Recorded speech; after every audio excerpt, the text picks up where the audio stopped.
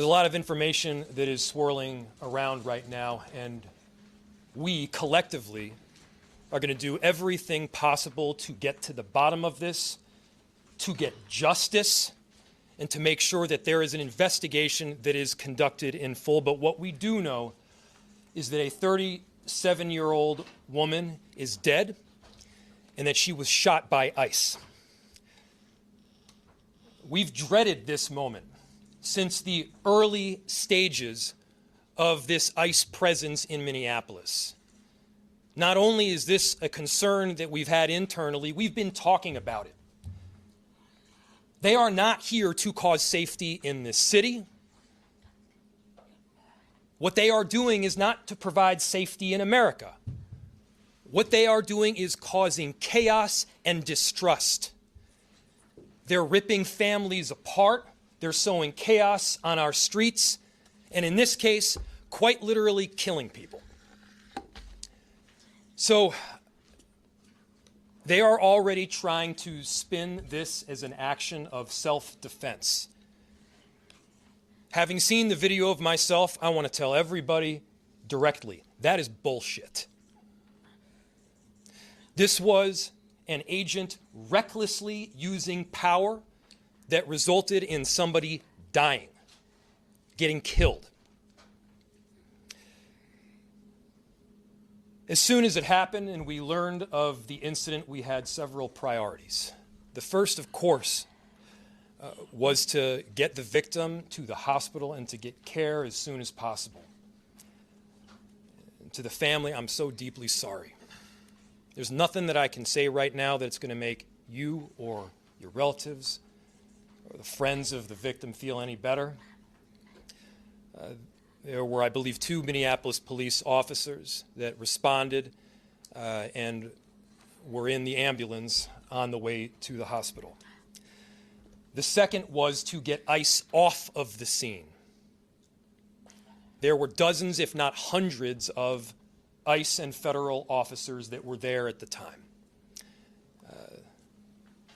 Having them there was only causing more chaos. Having them there was only making a difficult situation even more problematic, and one that, yes, they created themselves. There's little I can say, again, that'll make this situation better, but I do have a message for our community, for our city, and I have a message for ICE. To ICE, get the fuck out of Minneapolis. We do not want you here. Your stated reason for being in this city is to create some kind of safety, and you are doing exactly the opposite. People are being hurt. Families are being ripped apart. Long-term Minneapolis residents that have contributed so greatly to our city, to our culture, to our economy are being terrorized, and now somebody is dead. That's on you. And it's also on you to leave.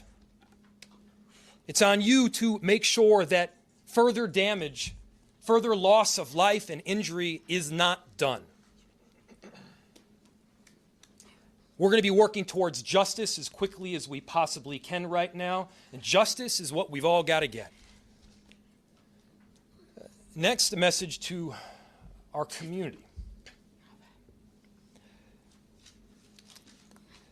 Look, we all know that the agenda of this Trump administration is to create chaos. Let us respond right now with our best versions of self. This is a moment where all of us in Minneapolis and beyond, we can rise to the occasion. We can show them who we are. We can show them the kind of courage, bravery, love, and compassion that makes Minneapolis, Minneapolis, and that makes America, America. We are better than a bunch of ICE agents being deployed to cities around the country and ripping apart families and communities. We're better than that. And so we are going to meet that hate with love. We are going to meet that despair with hope. We are going to meet that injustice with constitutional justice ourselves. And we're going to make sure that in this very difficult moment, we do not take the bait that these ICE agents are trying to create and that the federal government, to be clear, wants. They want us to respond in a way that creates a military occupation in our city. They want an excuse to come in and show the kind of force that will create more chaos and more despair. Let's not let them. Let's rise to this occasion. Let's show them something far more beautiful than the kind of division that they're trying to stoke. Let's show them unity of purpose, of love, and the courage of our conviction. Our conviction, to be clear, is rock solid, and it is for our neighbors, all of our neighbors. It's for people who have lived here for 80 years. It is for new immigrants who have made this city a better place. That's the kind of love that we're going to show up with right now. If you're angry, I get it. I am too. If you're feeling that kind of despair, it's understandable. Let's show them who we can be. Let's show up with peace. To march, to protest, to hug one another, to love all the way with peace. Do not give them what they want.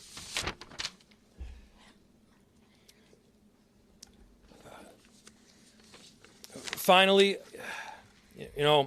we've got a lot of work that needs to happen right now to make sure that, first, of course, the scene was secured as much as possible, that we were able to get the victim, now deceased, to the hospital. We've got a lot of work to do in the coming days. I want to thank our city enterprise for the work that they have done, but more importantly, what they're about to do, because this is going to be heavy and our city has been through a lot. We also know that we're prepared to do right for people. Among them is our chief of police. I'll invite him up. My name is Brian O'Hara, B-R-I-A-N-O''H-A-R-A. I am the Minneapolis Police Chief.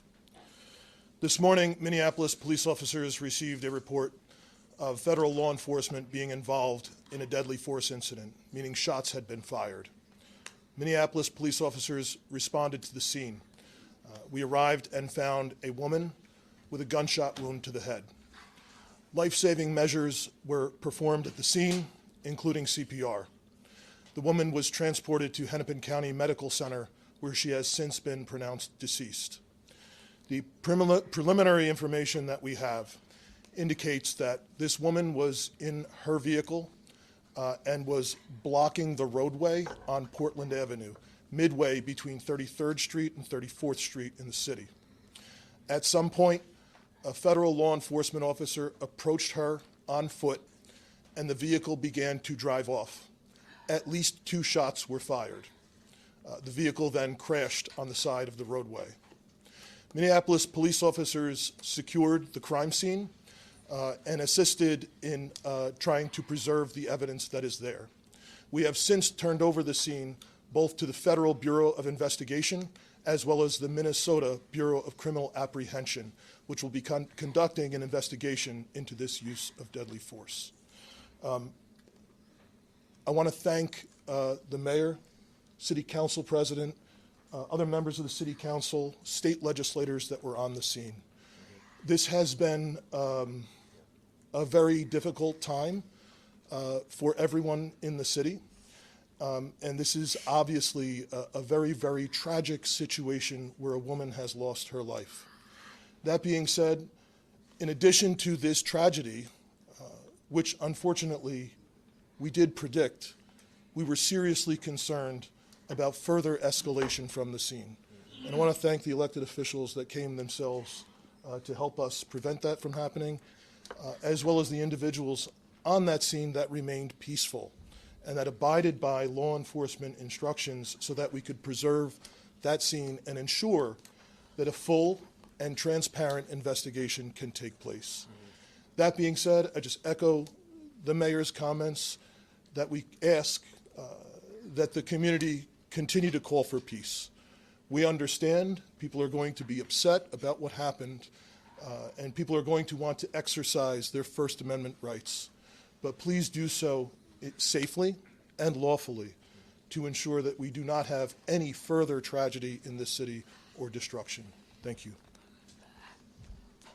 Thank you, Chief. Thank you, Sheriff. Thank you, council members. Commissioner, I'll open it to questions.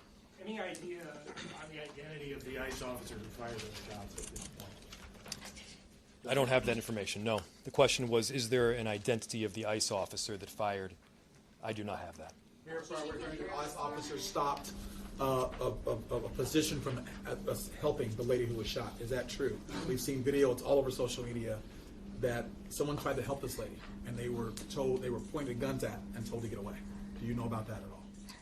So the question was, there's information out there that people tried to help the woman that was shot, and ICE officers then pointed guns at them and told them to leave.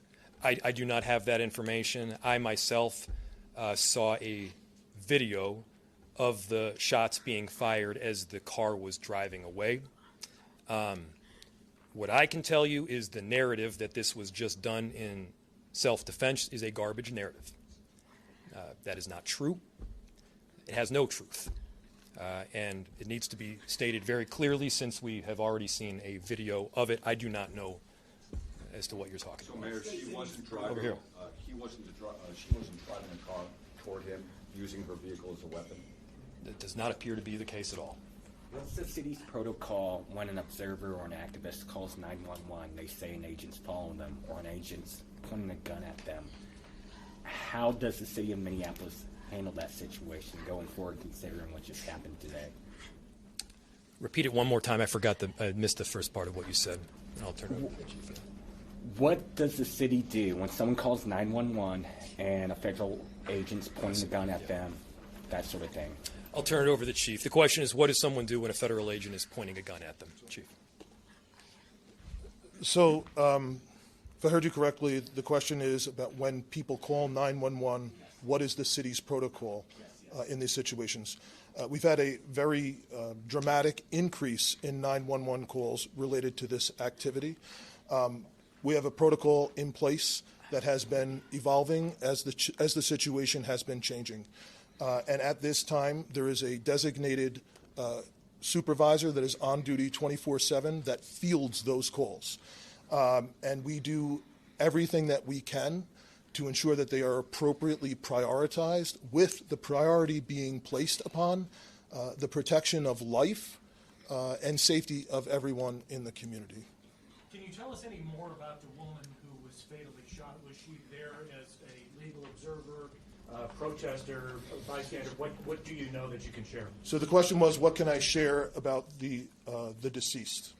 There is nothing to indicate that this woman was the target of any law enforcement investigation or activity. This woman was in her car, and it appears then blocking the street because of the presence of federal law enforcement, which is obviously something that has been happening not just in Minneapolis, but around the country.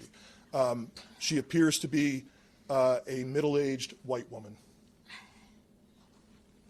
Just about a month ago, you said these unplanned and questionable tactics by federal agents would result in someone being killed at a press conference right here. Do you consider today's tactics in line with that, or do you just have a generic response to the fact that somebody is now dead?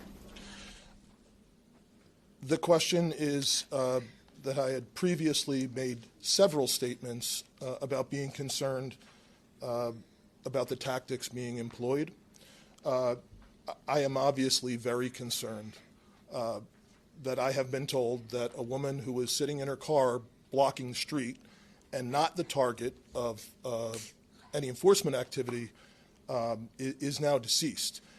However, I do not know, to be clear, I do not know the exact circumstances of the shooting, but I would tell you, in any professional law enforcement agency in the country, I think they would tell you it's obviously very concerning whenever there's a shooting into a vehicle of someone who's not armed. But it also is something that is possible. At times, it is justified. But it is very concerning, and it's something that most law enforcement agencies in the country train very intensely to try and minimize the risk that law enforcement officers get placed into a situation that the need for deadly force would be necessary. Has there been any indication of that need in this case? I didn't hear the question. Has there sorry. been any indication of the need to shoot into the vehicle in this The case? question was any indication about the need. I guess getting back to the justification of this, I have not seen any information other than what I have communicated. Was she alone in the car? Were there children in the car with her? The question was if she was alone in the car. I know that I got there shortly after this call came in. I did not see anyone else with her while I was on the scene. However, I've since been told by our officers that have been with her the entire time that a spouse has arrived at the hospital. Mayor, just curious if you're thinking about contacting federal authorities to register your concerns about this, I mean, personally making phone calls, et cetera. Yes, we've been on the phone all morning. As soon as we learned about this, again, there were a series of priorities that we needed to go through. The first, of course, is to keep people safe and to help the victim in any way that we could. The second was to get ICE off of the scene. There was the notion that ICE agents would be necessary to create a perimeter around the scene itself. They themselves were creating the kind of dysfunction and chaos that they claimed to be trying to help with. And so the message that we delivered very clearly was to make them leave. Now, beyond leaving the scene, they should also leave our city and our state.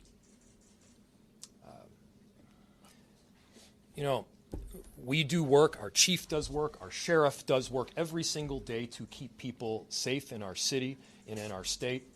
And crime is dramatically down. Crime is down. It continues to trend down. They are doing the hard work of investigating, of arresting perpetrators of violent crime. What this federal administration is doing right now is not about creating safety. Do not let them tell you that what they are doing is about creating safety. It is not. It is having the opposite impact. We need to be clear-eyed about the work that is moving forward, and they need to leave Minneapolis. We have time for one or two more questions. Mayor, you may know this with your legal background. If the shooting is found to not be justified, does the city have any legal, or the state rather, have any legal recourse to bring charges against this ICE agent, given that this person is a federal agent, if the feds don't? So, obviously, and I have to always lead with this caveat because it is true, an investigation still does need to be conducted. I had my perception of what took place based on the vehicle and the vehicle's positioning. It does not appear that the individual is trying to ram anybody. Now, the question was, if it is in fact found to be an unjustified shooting, who issues the charge, who prosecutes, how does justice take place? I don't know the answer in full to that. This is obviously information that we're still working out. Chief, do you have any additional information, or Commissioner? The only thing I would add to the mayor's statement is that the crime scene was held by the Minneapolis Police Department, and the investigation is now being led jointly by the Federal Bureau of Investigation as well as the Minnesota Bureau of Criminal Apprehension. And the purpose of their involvement would be to investigate whether any state laws within the state of Minnesota have been violated. One more Can I question. just add something to that, too? Oh, sorry. What's very important is that for our communities, that we do have some kind of part in this investigation. It needs to be done on a local level. With all due respect to the federal level, we do need to make sure that our local agencies are involved. Most certainly the BCA is very well capable of working with our federal partners in doing so. That is something that is needed for our communities, and so that's something that I can tell you that there's already been conversations from the U.S. Attorney's Office to the BCA that have already taken place today. How that's going to roll out, we don't know yet, but we are making sure that there is some kind of local entity, namely the BCA, that has a part in this investigation for the purposes of transparency and expedient transparency as to what happened today. One more. Sorry. If that's it. Thank you, everybody. Again, thank you everybody for coming. Thank you to the media for being here and disseminating this very important information around this tragic incident. To reiterate, a final message to our community members: I understand the anger. Let's unite around hope and love and peace and getting justice. That's what we need to be doing right now. I appreciate the service from everybody up here as well as the 435,000 people that call Minneapolis home. Thank you. Got some housekeeping for you in just a moment after everyone leaves.